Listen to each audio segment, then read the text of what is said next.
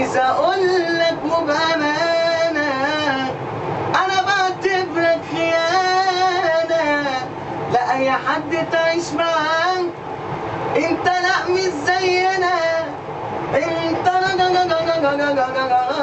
متلونه، اهدي قلبك ربنا، ده انت تغييرك محال، وقال ياللي انت كلك عيوب وبتفتش ورا غيرك اتصور عيوبك وبعدين اصلح عيوب غيرك ياللي، وقال ياللي انت كلك كلك عيوب وبتفتش ورا غيرك اصلح عيوبك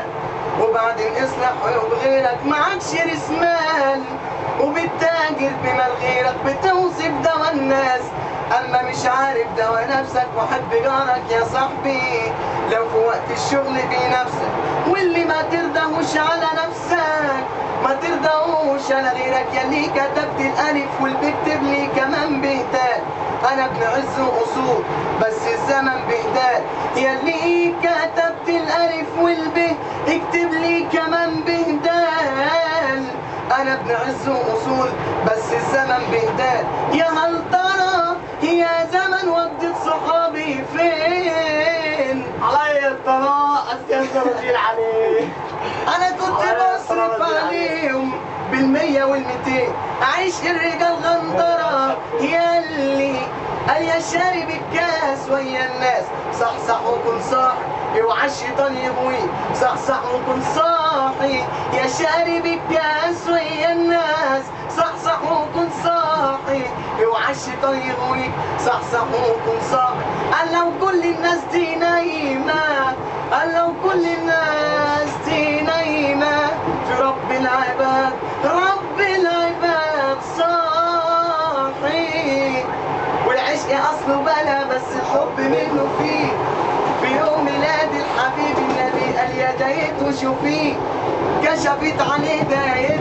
لقيت العلامة فيه، لما سأل بنا يسقي سيدنا النبي طلع الندى من العلالي، قال يا حليم اسقيه، مادام صدر امر ربك لابد النفاس فيه، خالف هوى النفس بس الشيطان ما تطوعوش، واترك صليت الطمع مهما ديرت ما تحوش، ابليس عدوك